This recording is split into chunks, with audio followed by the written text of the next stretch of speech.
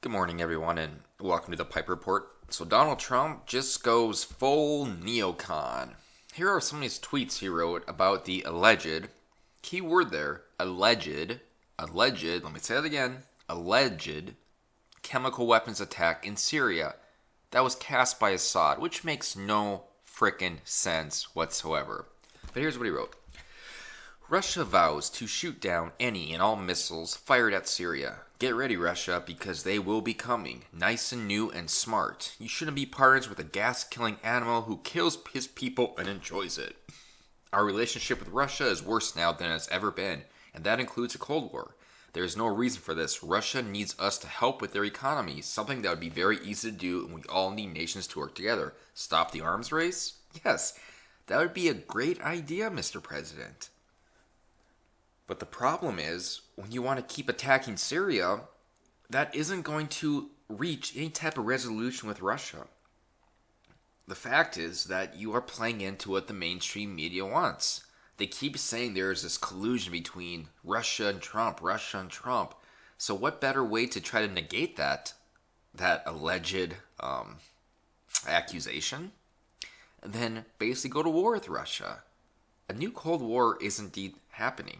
And the Neocons are loving it. The Bill Kristols, the John McCains, the Lindsey Graham. These people are freaking out over this. They're in love with this. Why? Because this feeds the military-industrial complex. There is no proof. I say it again. No proof Assad used chemical weapons on his people. Just like last year. Same thing happened last year. And guess what? We still don't have evidence that it was indeed Assad. That's not just me saying that. That's come from the administration. There's still no evidence that Assad used chemical weapons last year. Yet we were so sure last year, and now we're also so sure as him.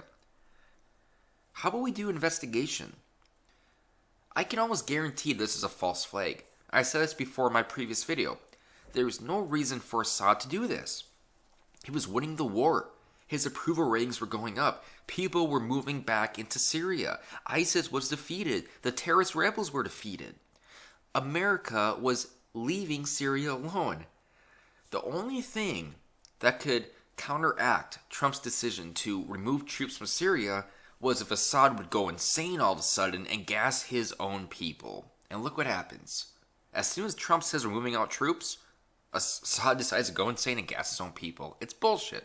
It is a false flag. And Trump fell for it, just like he fell for it last year. He is listening to the neocons, and he is going full neocon on this.